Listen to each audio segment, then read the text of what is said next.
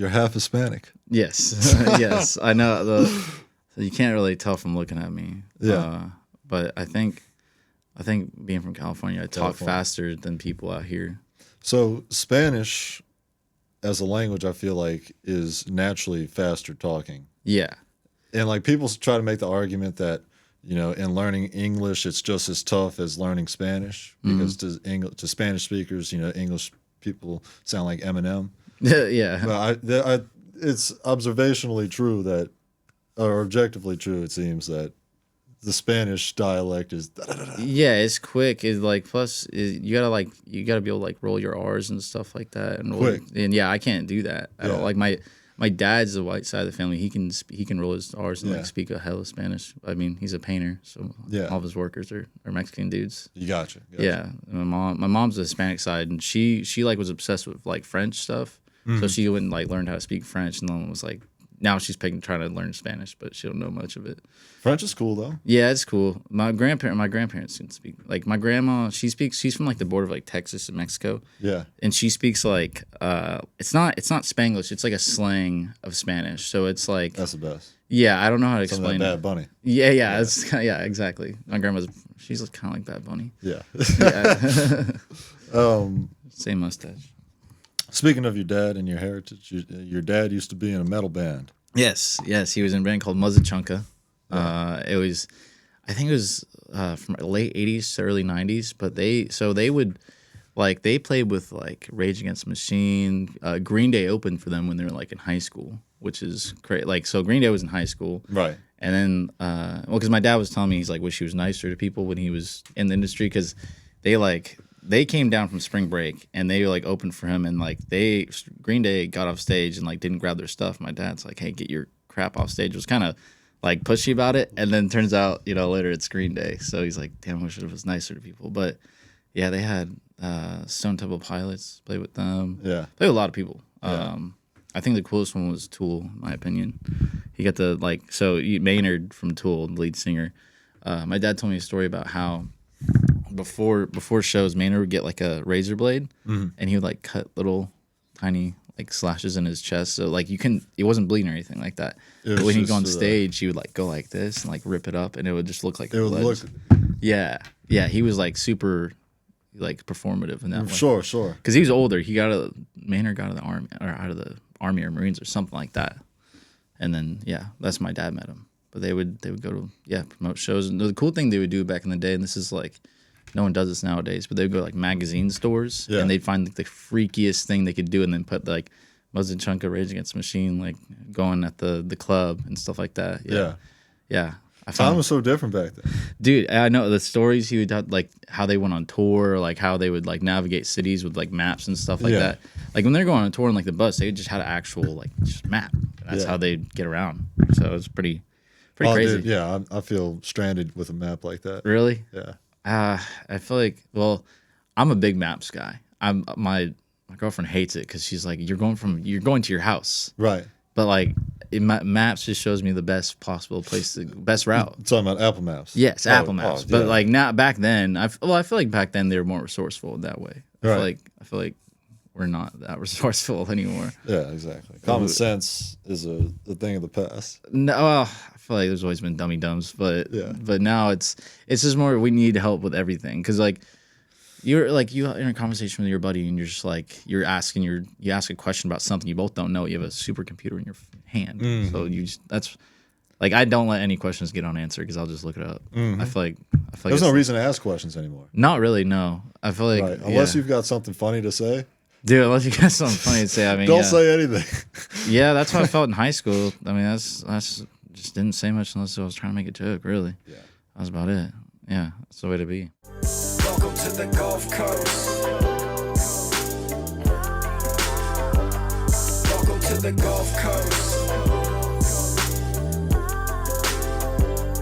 Welcome to the Gulf Coast. Welcome, guys, to the Gulf Coast Music Podcast. Today's new wave, Adam Dybdahl. Hello, it's me. I'm glad you brought up the high school. You brought up a lot of good points just now that I'd like to segue with entertainment industry. High school, though. Let's start from the roots. What was Adam Dybdahl like in high school? Yeah, man. Well, like I said, I went to a private Catholic school, so it was like, uniforms. It wasn't like girls in skirts or anything like that, but it was definitely Were like. there girls? Yes. Yeah. Thank God there was. Yes. Thank God? Yes. Why thank God? Because the guys there were just some of the weirdest dudes you'll ever But meet. I feel like, especially as a comedian, you're prone to make more memories at an all-boys school where you can just let it fly. Yeah, but there's also like the fun parts about just having. You need the girls there. You gotta have. Yeah, I think I you feel gotta. like girls are good for college, but No, high school they're a great time. You get. I mean, like going to. I played soccer, so we like go on the bus with the girls and we're going away games and stuff like that. It kept it fun. And Gotcha. whatnot. Like competition between the two and all that good stuff. But yeah, I don't think I could do all boys high school. yeah, I think you'd be surprised. Really? I mean, yeah, the jokes in class and stuff that nobody cared about what anybody did. You know, it's just. I liked because it was like I said in California, so it's pretty diverse as well, and that's why I like same Were thing. the Spanish kids the funniest? No, it's probably the black kids. They're always the funniest. There's like They hold the title. all they do. I mean, the football players. My mom made me play football in high school. This is some BS. I'll tell you that, dude. Offensive lineman. Dude, get this. So I was playing baseball and soccer growing up, and she's like, "All right, you're about to go in high school. You need to pick one sport." Your And mom made you play football? just I'll tell you how it went down. She were like, all right, you were probably. She told me, and I agree with her. That I was probably better at soccer. So like, all right, we're gonna do that. I'm gonna get on a club team. Right. That makes Blah sense. blah. And then going into like that was like before I graduated 8th grade, and then the summer going into 9th grade, she's like, hey, I signed you up for football, and I was like 5'5", like $130. I don't no idea. Well, she just so. All my brothers are over like 6 foot something, so that That's she like thought a doctor giving you heroin. yeah, no, dude. Well, and so I was like, yeah, I'll be the quarterback, 100%, mom. That's what yeah. And then eventually I kept doing it. It took up my summers. It was terrible. It was awful. Character building? Yeah, I would say so because I got to see like every single side of a different sports practice, which is cool. Because like the way you joke around in soccer, baseball, and football is completely different. That's good. 100%. I mean, most of the jokes are all pretty gay. I would say it's all around smacking people's ass and In football. And in all soccer. And in baseball. every single one. There's no because that's the like football will never beat the allegations because people are like, oh, they're secretly all gay. Right, It's right. like I could understand why. Yeah. The locker room is the gayest place to be. No sex involved. No, and it has to do with nothing. Right. It's just the general ambiance. Yeah, so I remember my sophomore year because you can make like varsity no matter what if you're a sophomore, and you know how like every football team has like the skinny black coach.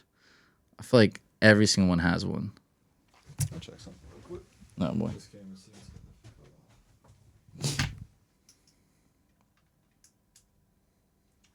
Keep an eye on that. Oh boy. Yeah, we good. Yeah, we had a coach named Bobby Brown. He was a typical like the skinniest dude you've ever seen. Like you wouldn't even understand how he played football. Right. He's coaching you, but he came up to me and he goes, "Man, Dybdahl, you can catch the ball. You can catch the ball all day, but with those pads, you're slow as shit. You can't run for anything. Plus, you can't hit anybody. You're small as hell. You're slow as shit. Yeah, he said, he's like, you got hands, but you're slow as fuck. Pretty much, that's what he said to me.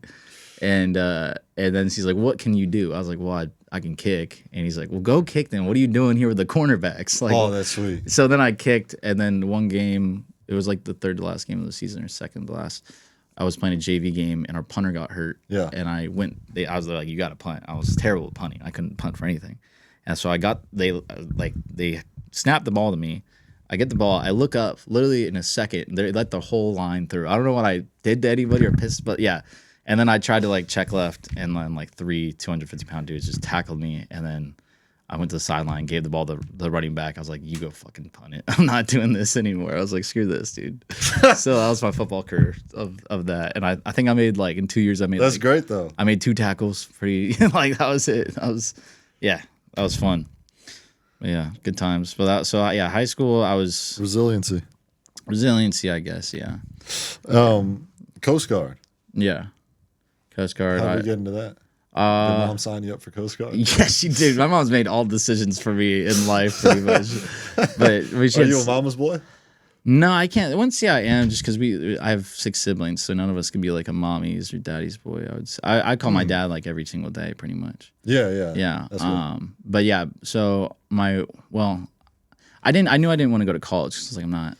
I like that you said that, man. Calling your dad every day. I do the same. Yeah, no, I call him after like every single set, and then we'll kind of go like I'll tell him what I said. He'll sometimes like I thought of this today, and So sometimes he's got he's a comedian's mind. So. very supportive. Yeah. Yes, yeah. You know, he loves comedy. He's like we're all obsessed with it. So Gotcha. The Yeah. whole family?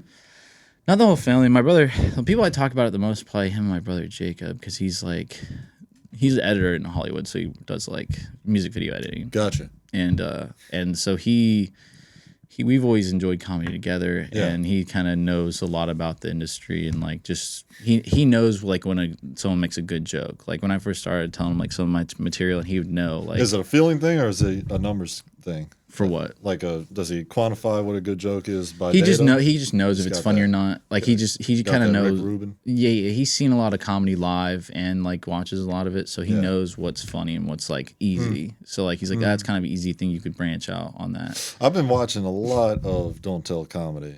Oh yeah, I just had a like clips I've been posting from Instagram was Don't Tell. It's fun. And by clips of it, you mean like you did your own Don't Tell? I did Don't Tell show. Yeah, Yeah, yeah, I've yeah, done yeah. 2 now. And how do you get on where it's on YouTube, where it's like it's On their channel, right? You're probably more of like a headliner at that point. Like Gotcha, you're gotcha. kind of a known person, and they let you do. It's almost like a Don't Tell special. I saw Carson Taylor did one recently. Yeah, yeah. But yeah, whenever you guys headline, I'm really excited for that because, like I said, Yeah. I've been like every night I just like to watch a random one for 10 minutes. Yeah, no. Well, Carson's headlining, and I'm not headlining yet, but hopefully one day. But Yeah. but yeah, the way you get on those is like so basically like you got to hit up the Don't Tell people to like be able to run one, and like you kind of I think you show them like what you've run before and like whatnot. So the person in Pensacola runs one is Olivia Cersei. She's Yeah.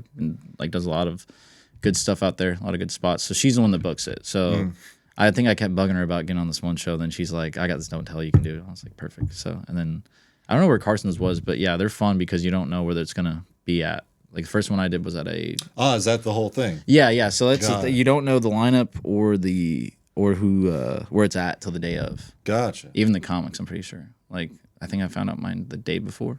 But you know it's going to be Pensacola either way. So. Oh, okay, got Yeah, I think there's like I don't know if there's probably Don't Tell New Orleans. I'm not sure if there is, but every city pretty much has one. So like, but it's cool because like let's say we're doing comedy in LA. Yeah. We like impossible to get one of those like around like because there's so many comics out there and they have so much talent. It'd be hard to get on one of those in LA.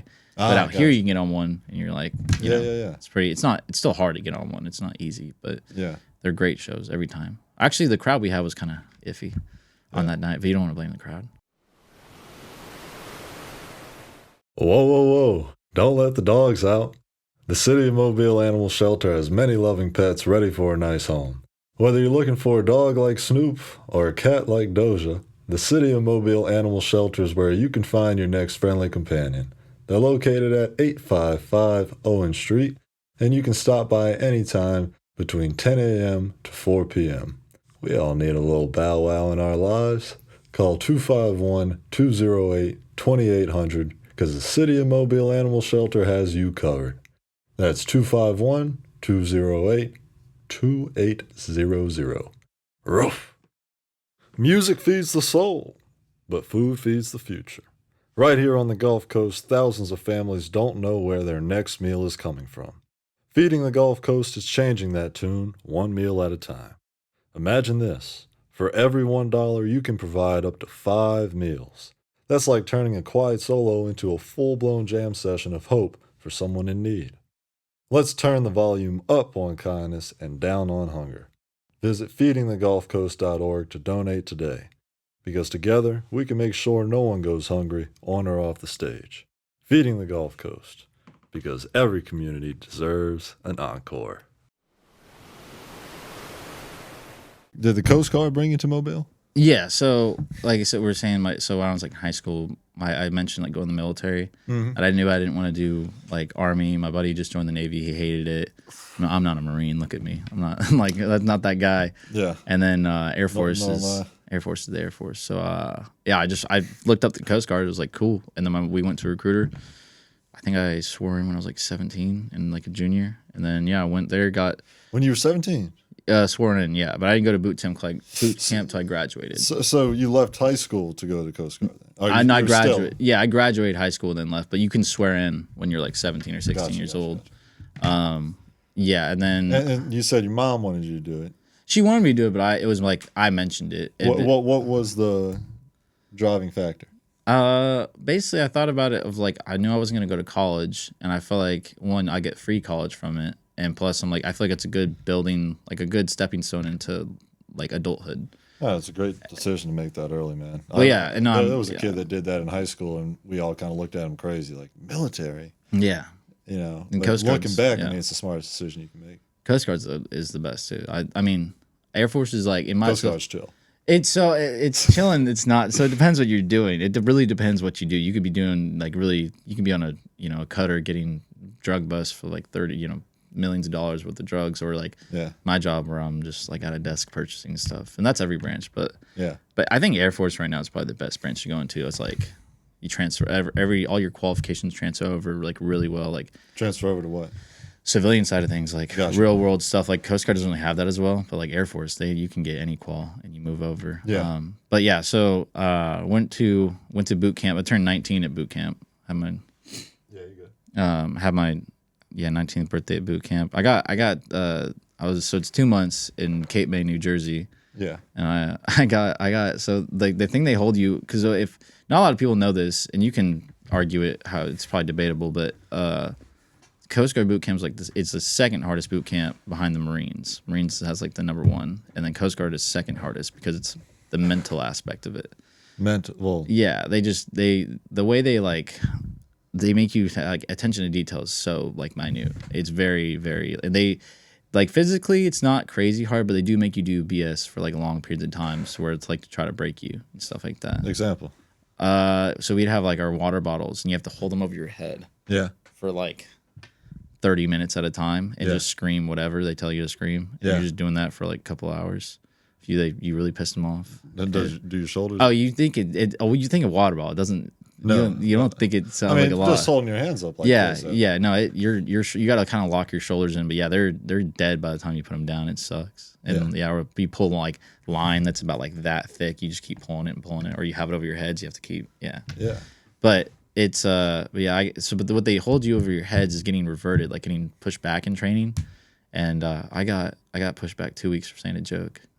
Yeah. Was it a good joke? No, it was terrible. It was terrible. It was not a good joke at all. It was awful. It was like it was an inside joke with like these two female recruits, and it was someone else, like another girl heard it, and she was like, oh, and she reported me to my lead company commander. Yeah, but it was Gosh, man. yeah, it was really not even funny. It was like, actually, preface this, in boot camp, anything's funny. Like anything, like a fart's like the funniest thing in the world in boot camp because it's so miserable. Right. And so we had these two girls where we would go on seamanship class. What was it? Seamanship. So like you learn how to do like knot tying and like Yeah. It sounds like a blast actually, but Just the name of it with girls, just like it seems like it's a loophole for jokes as it is. I know you can't sound cool when you're like, what do you do in the Coast Guard? You're like, I'm a seaman. You're like, what? They're like, yeah, you sound like a cabin boy at that point, dude. Coast Guard pledge. Yeah, Coast Guard pledge. No, dude. No, pledge. You're pretty much a pledge. You're pretty much. I feel like Coast Guard boot camp's the same as it's probably the same as it's. Honestly, I would rather do Coast Guard boot camp. And you see that video that came out, the Greek life one, the police arrest Iowa. Yeah, I'd probably rather So go to funny. I'd rather go to boot camp than do that shit. That looks terrible. Nothing. I'll do no. Who's the one guy that snitched in the video? He's probably gonna get his ass beat. I don't know. There's no club that's cool enough to like. You have to do that to join. I don't know. That's unless you're unless it's boot camp. That's it. Because like you don't have to be there at that thing. Like, what drives a guy to like want to be part of that thing? Right. So what was the joke that you said in boot camp? Oh, basically, it was. I would basically they would like I forget what we even say or would bring it up, but they would like joke or say a joke about me or something like that. I'd be like, stop. I'm gonna suck. I'm gonna suck your dick. You better stop it. So that's what it was. I would tell these girls I would suck their dick, which is like pretty non-threatening thing to say to a woman, I would think. And then we're in class, and this girl's like Dybdahl, shut up. I was like, I'm gonna suck your dick. and then next thing you know, I'm running on the track with my boy, and like I hear, dude, yeah, that was what I got. And then the best part is when the guy is like, you're getting pushed back in boot camp. I called my mom. No, I tried to call my mom. I was like, I shouldn't call her. I should call my dad.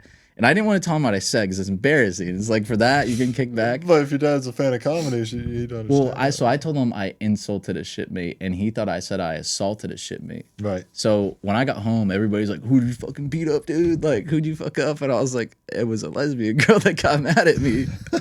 That's what happened. She's like, oh. Well, I think she thought I was implying that I didn't know she was lesbian, but I think she thought I was saying like she had a dick. Yeah. And so my boy in that class who we shipped out together, he like, I like left him a little note, and I was like, and put under his pillow. I was like, I'm getting kicked out, kicked back, dude. Just catch you later. And then he said everybody hated that girl after that. So yeah, actually the guy, I ended up the guy. So you just Irish goodbye to everybody? Pretty much, dude. Yeah. I respect that, man. And you start over from like, week 4. I started from like week 4 to week 2. Week 2 is basically the beginning, so I had to restart. Oh, dude, yeah, it was bad. It was Bro bad. had 2 boot camps? Pretty much, yeah. I pretty much had 2 boot camps. 2 weeks feels like a month there. It was, and then not only that, I had to go through that. I love that joke, bro. Dude, yeah. Dude, man, imagine like on the phone with your dad, like, what you getting kicked back for? You're like, I'm gonna suck your dick, stop. That was, oh man, yeah. Looking back, you're like, not worth it, but also kind of worth it. Like, no, it's actually funny. So there's this guy, my buddy, we went from boot camp together. He, if you get in trouble, you have to like. So he got his gun taken away. It was like the plastic gun you keep at your rack. Right. And if you get that taken away, you have to like, they'll take it away from you, and then you have to hold your mattress over your head for like a certain amount of time. Yeah, like wow. That. And for like, it's not like a, it's like a single mattress. It's like smaller than a twin, and it's like really crappy material, but it's still heavy, And so you have to earn your piece back. You got to go hold over your head for a certain amount of time, and then I got called out to it's called the quarter deck. Yeah. Just where they kind of all in their offices are and they operate. The drill sergeants, we call them CCs or company commanders. And the lead CC came out of the office and like called my name. He's like told me to grab my mattress. So my best friend at boot camp is standing right here holding the mattress over his head. I'm holding mine over my head, and he's the guy's like, "What did you say again?" And I was like, I told her I was gonna suck her dick, and I just hear like next to me. He's like starts kind of like trying to laugh, and the drill sergeant? No, my buddy like next to me starts laughing. The drill sergeant like looks at him. He's like, "Got something to say?" And he's like, "No." And then he's like, "All right, you guys scream your head Could you ever off." be a drill sergeant? Oh yeah, dude. I'd be kind of mean if I did it though. My goal would to like, I think I'd laugh too much because like too many funny things happen. Like you can make, so if someone's at chow and they look out the window, you have to like they make them like. Not press their face against glass, but imagine this is a glass. If like, somebody says chow? No, like if someone in the chow hall where you eat food, if someone looks around, like looks outside, they'll make you go to the glass and like put your face against the glass and scream every single thing you hear or you see. Yeah. So you're just like eating and you're just eating something you hear like in the back like bush, like bird, and you're just like trying to just eat. Yeah. Yeah, it was a stressful time, but it was fun. You could even chill when you're eating. Insane asylum. Dude, that's how they get you, like ingrained in that stuff. Yeah. Like you think that's like all you live and breathe. But no, I could be one. I just think I'd be either laugh or just be too mean because I'd be like, why are you crying? Like, yeah. All right. So one thing that I perceive just in our conversation so far is like your ability to just like bounce off of jokes. You're a comedian. It's probably similar to a basketball player making shots and just being kind of desensitized from making it. But it's just cool to see. Like, did you ever feel like you'd evolve to that, or were you always kind of like jokes were just second nature? I mean, I know. Like in high school, that's like the only thing I ever like. That's like the first thing I try to do. Anyway, say something, just try to make a joke or like boot camp or something like that. But you definitely, the more you do comedy, the quicker you get and the better you get. I mean, I remember when I first met Carson, he's just like quick, and then you kind of are like, why are that quick? But the more you do comedy, the more you write and just get better at it. How much do you write? Every day. If it's not like a whole new joke, it's editing a joke. Or like today, I was singing and I wrote down like what I need to make and edits for jokes and stuff like that. But you have to write every day. You can't, because then you're not gonna get like your joke writing is not gonna get better. And plus, the more you edit a joke, the better it will get probably. I mean, there's certain jokes that like the first time you say a joke should never be how it should, like you should leave it. You need to change it and make it better. Do you ever find that in writing you kind of alter the way that you like talk, and that you might be a little more conscientious of how you talk? And Oh yeah, watching your videos back. Oh, that's like you need to get used to that. shit, yeah. Yeah, because you gotta. I mean, it. What sucks is like going from like having really good clips at a show, Yeah. and then like watching like open mic back, and you're just like, oh, God. Like oh my. Right.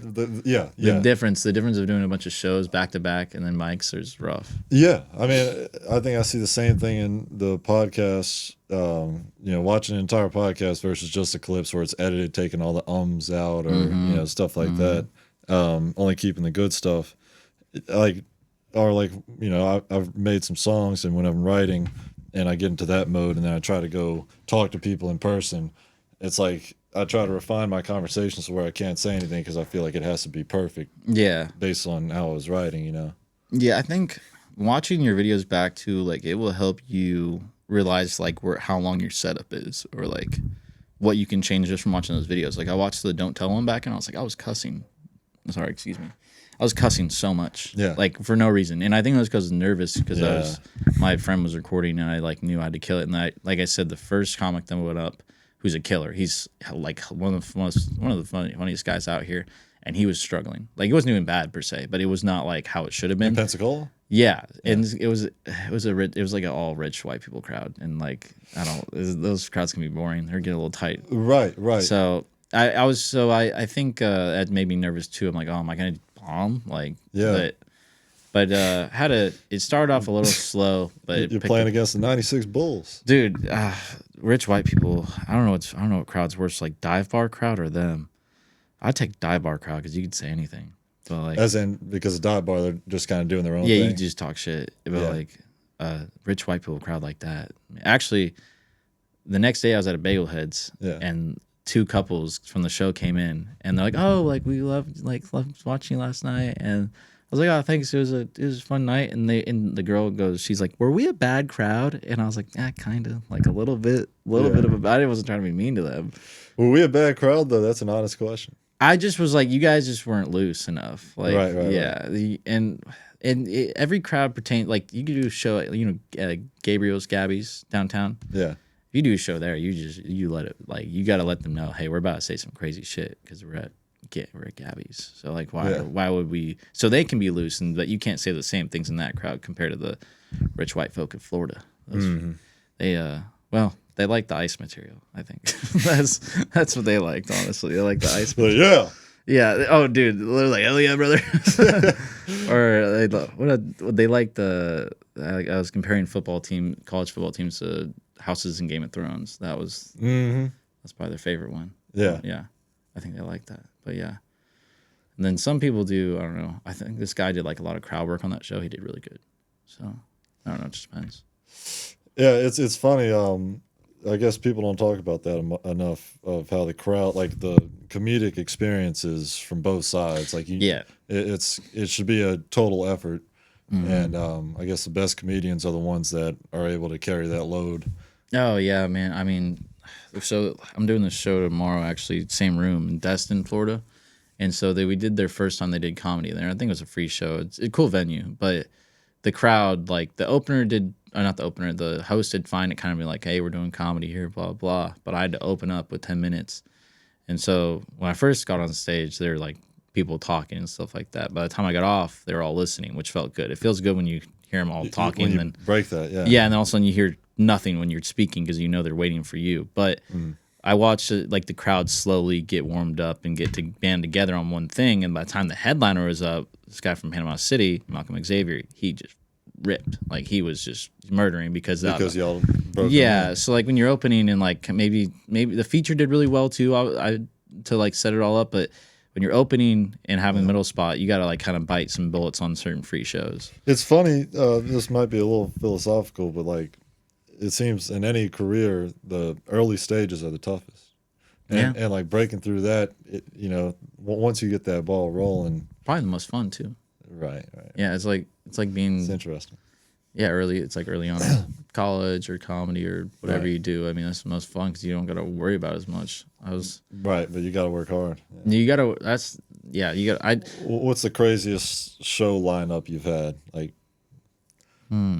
3 shows and 3 nights, something like that. So at the Crescent Theater we do on Friday Art Walk. You do a PG-13 and rated R show. Yeah. So you do like 10 to 15. Yeah. So that was really exciting because I haven't done that yet, and you get to like it's like actually doing like a club. You know what I mean? You're just doing spots after spot after spot. So you do a show for each category? Like you do your own set for each? You do 3 different sets? So yeah, you do. So it's like at 7:30 they have a PG show, so like Yeah. kids can come in. So you do a set there. So I like hosted / opened all of them. So I started off, and then like Carson went up, and then Ryan Adams, and then like a guest spot came up. Yeah. And then that show finishes up in like an hour, and then you do 8:30 show. Yeah. And then same thing, and then 9:30 show. So Gotcha. yeah. I think like the PG and the PG-13 are the most similar, but I tried to make them all different as possible. Like by the time I was rated R, you feel so loose. You're just like, I'm gonna say whatever up here. I don't care. In Mobile, we don't talk about change, we work for it. At Dexter's Boxing Gym, this is where confidence is built, punch by punch. No gimmicks, no excuses, just real training for real people. This January, we're offering a new membership plan designed to help you stay strong and stay consistent. New year, new me. Mobile's home for boxing, Dexter's.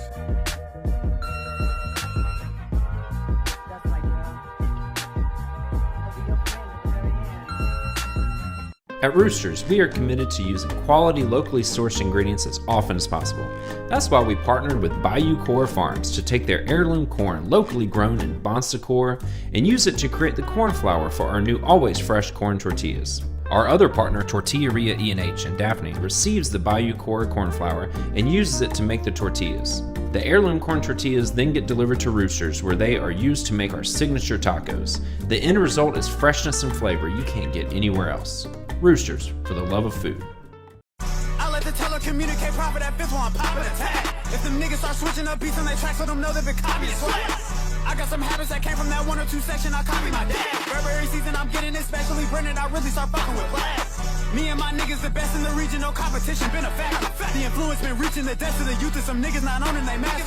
Drippin' tea with a body, I clapper. With a vector, your brother is Casper. You gon' fake his emotion with laughter. Hit your back with the top of a dagger. Off an 8 and an 8 and I stagger. Off an Addy, Bruce Wayne and a rapper. Wally Wesley gon' beat up his feet when he see me, I tell the little boy to run fast. All I hear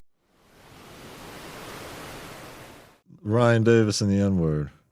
Dude, that night, so we did a open mic at this place called Whiskey Bay Bar and Grill in Daphne, and it was terrible, Mike. It was just terrible. Like the crowd hated us. They just want to watch football. I actually recently heard that someone told me that bar or that sports bar is like where all the people go that like just got out of prison or something. I don't know. It wasn't like that bad of a crowd. It really wasn't. Well, the funniest thing about this place was that every single girl that worked there was like a 10.5. I don't know why. There's like the owner just got like the most beautiful women, but it's like the shittiest crowd possible. So you get that. So that's like what you're working with there. And then my friend couldn't host, and he asked me to host it, and I was like, fine. The lineup I was working with was like, it was me, who's still not that like still pretty new at the time, like definitely like I think like over a year in, and then that dude who's known for getting drunk as hell at the Ryan mics. Davis. Yes, known for being drunk as fuck all the time. And then my friend's like, this girl's like, I can't even tell you what level of spectrum she's on because she's not like disabled, but she's got some type of autism that's like, it's like it's one of the ones where it's like they're mean kind of like you don't want to take care of them. You're like someone needs to like take care of her. I don't know what to do with that girl. Like I watched her one time, she was at a mic, she like poured water on her head. Like I don't even know.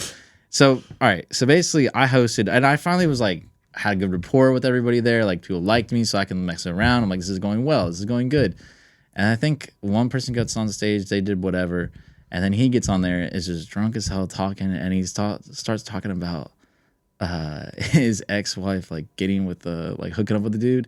He's like, I punched that motherfucker in the face, that fucking, and I was like, and I literally just was like, no.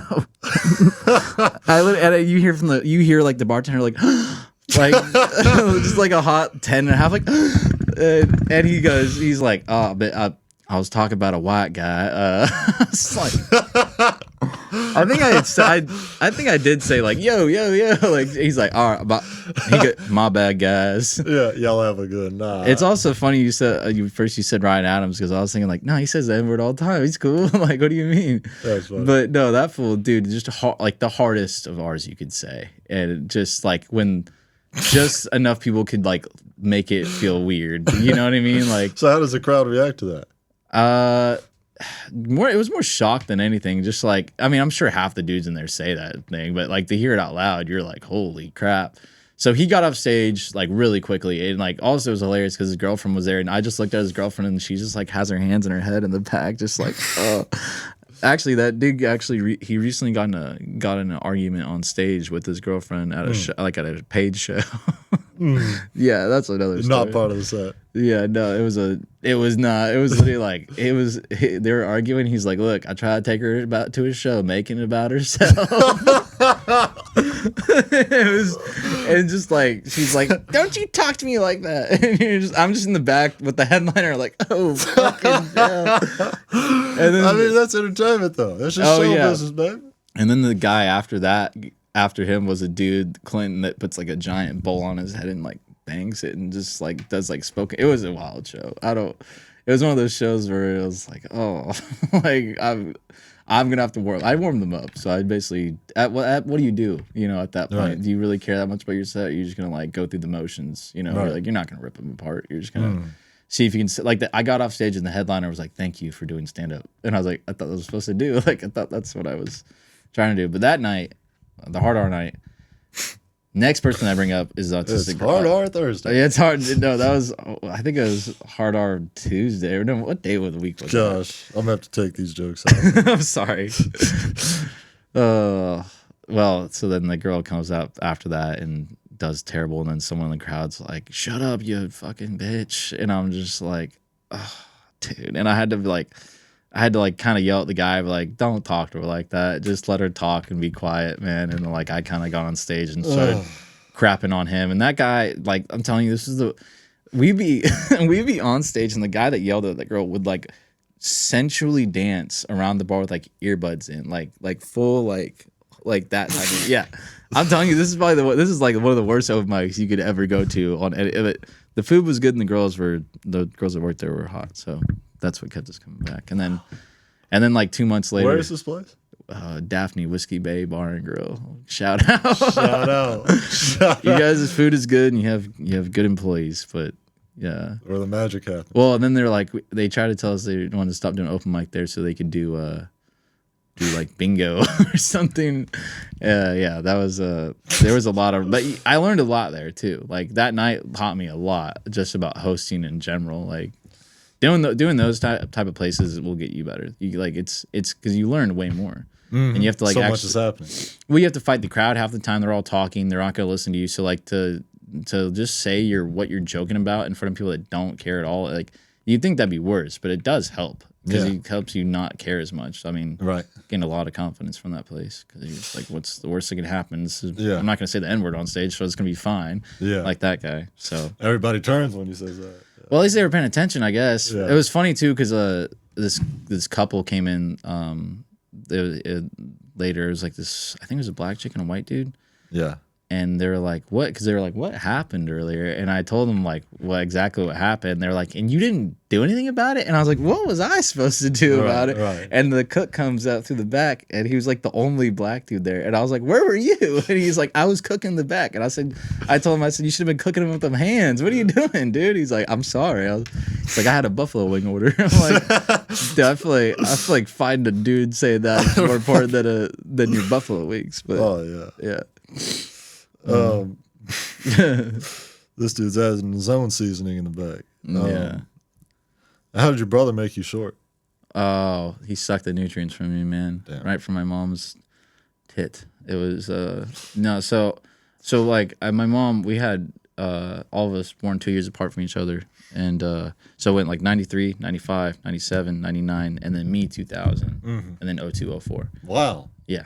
My mom's Mexican, so it was planned. Yeah, well, I wouldn't say planned, but it was, she just Scheduled, yeah. OCD pregnancies. Dude, I think they used one of those like Mexican rosary things that you use for like your cycle, and that's kind of like that's the Catholic birth control. So it obviously didn't work.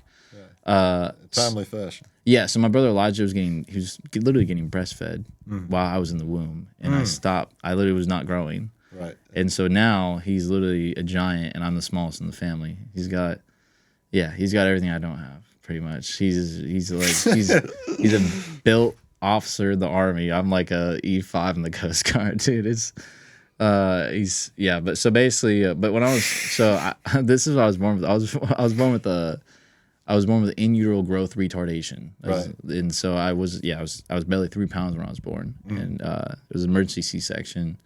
And then, like, I almost died. My mom almost died. And then, like, plugged it out, though. Well, that's why I feel bad. I'm like, dude, she had a near-death experience just for this. Right. Yeah.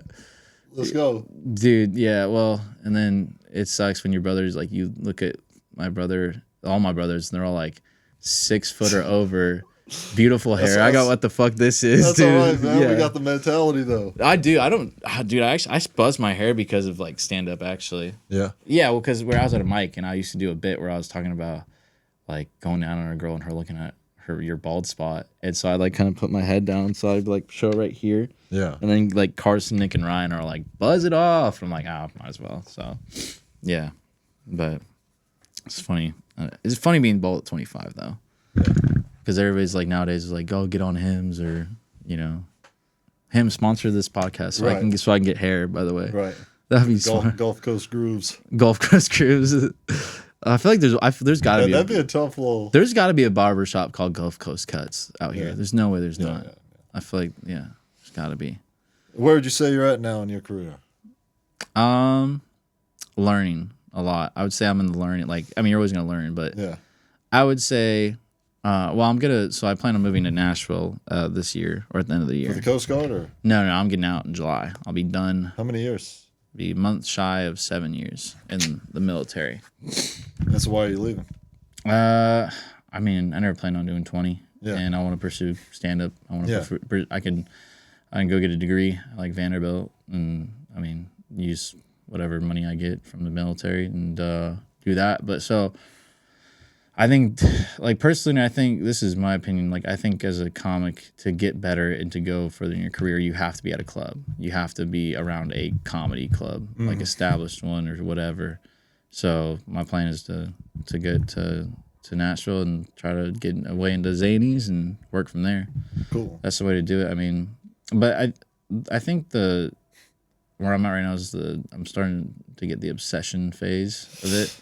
It looks like, dude, on social media, it looks like you find your rhythm. I'm trying. Well, I'm trying to, like, you just become obsessed with it. So, like, I wasn't, probably, like, 4 months ago, I wasn't writing every day, and then I just hit something where I was, like, just doing it every single day. Now I'm obsessed with, like, every word, watching every single set I have, watching every little thing, like. That's awesome. And the only thing that sucks I was thinking about is, like, yeah, I'm posting clips right now, and that's the way to get yourself out there right now. But I feel like I'll look back at the jokes I'm have right now and be like, oh, those weren't as good. That's like, great, dude. Well, the goal is to see like my material I have right now posted or just have in general, look back in a year and be like, that was terrible. My material now is 10 times stronger, or those jokes are 10 times stronger. Yeah.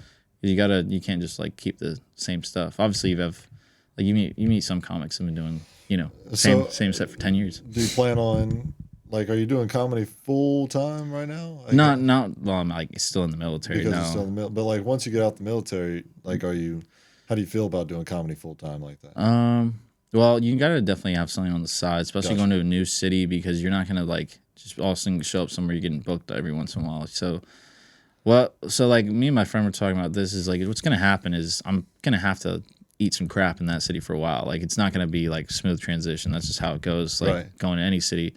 But so the two options I have, chow. is get a job and like supply chain management or something like that, and or just go get a degree. I'll get paid to get a degree. So whatever allows me to do comedy more is what I'm gonna do at the end of the day.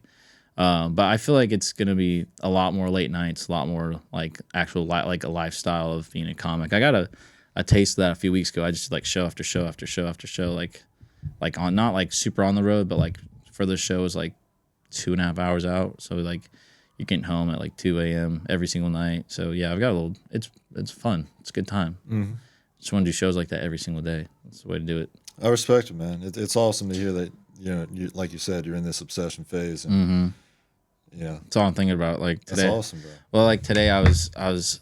What was I thinking about? Yeah, today there was this joke I have that I was listening back to it from last night, and I was like, it's way too long. Like I need to change the setup because it's a solid joke. And then I was thinking like, I don't even have it in that part of the set. It could be its own thing. And so have you ever? Well, you've been doing some podcast clips from some rappers and stuff, but you know anybody that's like been in prison? Like you're close with anybody that has been in prison? Well, there is one comedian that has been on our show, Elijah.